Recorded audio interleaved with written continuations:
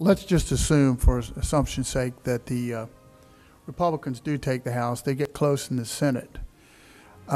In '94, when we did have that changed election and Newt took over the House, there was you saw a pivot by Clinton.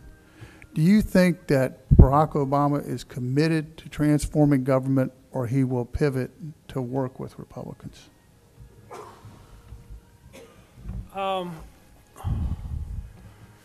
I don't know. Why start being responsible now, you know? No, I think in a way this is the same question the Republican Party faces internally, and a couple of your questions have reflected this. How are the Tea Party and the mainstream going to get along after the election? How is, Karl Rove going to get along with Sarah Palin and sort of those two wings of the party?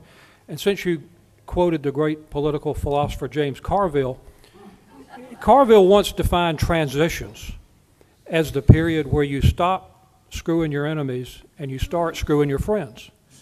He did not use the word screwing. And I think what will happen both in Raleigh and Washington, Mark, is that depending on what happens, and sort of depending, I think, in a way, the Republicans will set the tone for that. Jon Stewart made the point, this is where I try to offend everybody in the audience, that the pledge to America is basically the same thing that Reagan pledged, that Gingrich pledged, that Bush pledged, which is we're going to cut taxes and cut spending.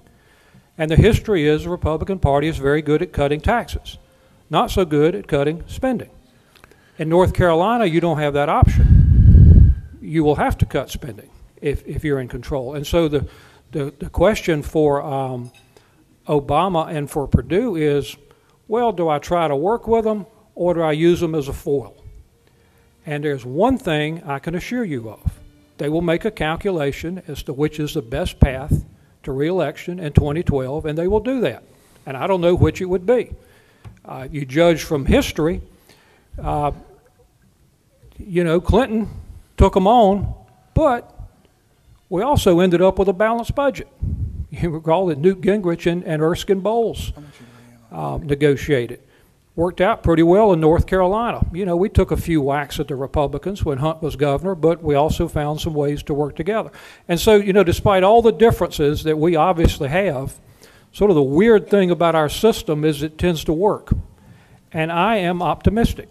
Even if you all win, I'm optimistic. I think we may find a way, sort of both sides hopefully a little bit chastened by some election losses, and say, well, maybe we ought to fix things and try to make them better. Boy, that's really optimistic, isn't it? I'd like John and both Michael to weigh in on that question as well. Well, as to the effect on the chief executives if the Republicans do well, I personally believe that the best thing that could happen to Beverly Perdue is a Republican legislature for several reasons. I think there are some, and this is similar to Clinton, who actually did both of the strategies Gary mentioned. He worked with the Republicans on issues like welfare reform, and then he used them as a foil on other issues. I think Perdue could do the same thing. The truth of the matter is, there's all kinds of yapping and spin and this, that, and the other, but the truth of the matter is that when the legislature, whoever that is, comes into Raleigh in January of 2011, they're going to, and the administration of Governor Perdue, they're going to have to cut spending significantly. They can't raise taxes enough to close the billions of dollars in deficits. And the only reason why they did a $1 billion tax increase and then everything else was okay 2 years ago is because the feds came in and bailed us out. It's unlikely that the feds are going to come in and bail us out and bail out all the state governments to the same degree. I do not believe Perdue and even a Democratic legislature will enact a $2.5 or $3 billion tax increase. So no matter who's in charge, there will be significant budget cuts. Good. If the Republicans are in charge, they'll probably be more aggressive. I hope there'll be more aggressive budget cuts, and Perdue will actually have some cover. It'll be bipartisan, and she'll go along with a fair amount of it. On the other hand, I think that she will also use the Republicans as a foil. Democrats are not crazy about Beverly Perdue for a variety of reasons. If you look at her polling, one of the reasons her approval rating is not so good is because Democrats are not crazy about her.